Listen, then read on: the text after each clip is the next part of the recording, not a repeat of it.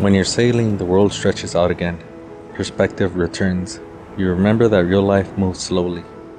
Computer monitors trick us. They compress time, make us feel busy, productive, and entertained. It's very unnatural. We weren't meant to live in tabs and in spreadsheets.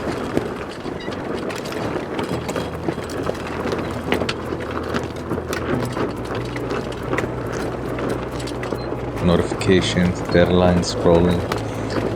It's hard to move freely when you're tethered to a screen. But once the motor's lifted, the sail raised, and the boat finds its rhythm, there's a moment of silence that gives me peace.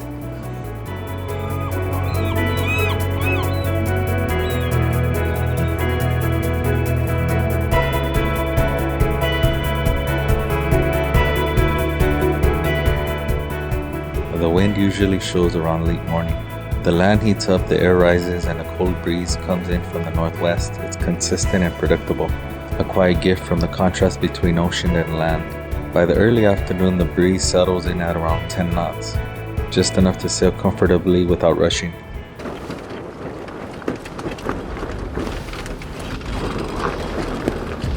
I'm coming up on my first drive. Here's my method. I grab both jib sheets, release tension on the lazy sheet while trimming the other side, slow and steady. Then I wrap the loaded sheet around the winch and start grinding until the sail is under control.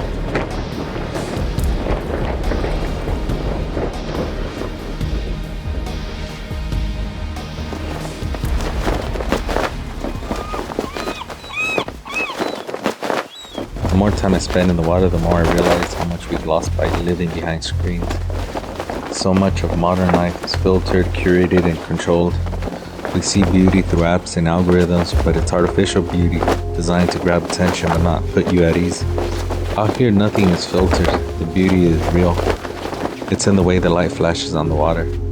It's in the shifting of the clouds. It's in the feeling of the tiller pushing against your hand. Nature doesn't beg to be noticed, but once you've noticed it, it stays with you.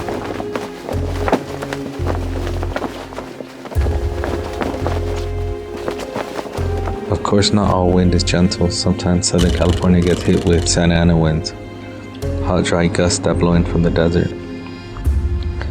They arrive in winter but can stretch into spring. When they come, they don't whisper, they howl. They change the mood of the whole coastline. You learn to understand the wind, to adjust, to be flexible, because control out here is mostly an illusion.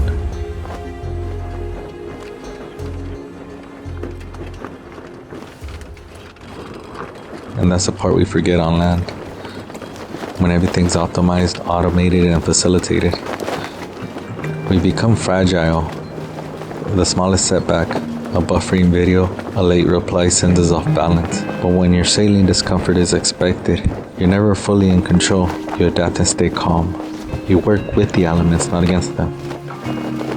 But out here, comfort isn't guaranteed, and that's the point. We've grown too soft, unwilling to be uncomfortable, to get cold, wet, or lost for a bit. But discomfort is the threshold of aliveness. Without it, we get high-strung. One wrong click, one slow email, and we start to lose it.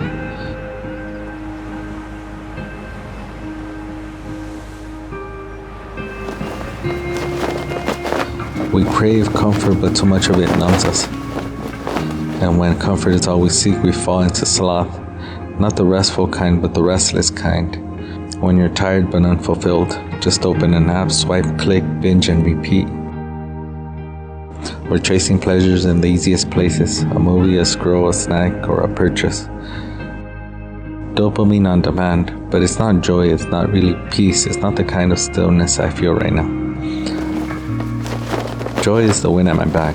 It lives in moments like these where the mind clears and the wind sings, and you're not chasing anything. So I sail not to escape but to return to something quiet and slow.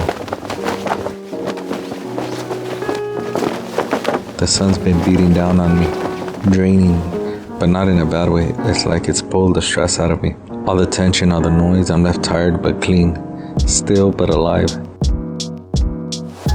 This is what real beauty feels like, not manufactured, not filtered. Just simple, elemental beauty. Oftentimes, you just need to leave the harbor and let the wind remind you of what it means to feel alive again.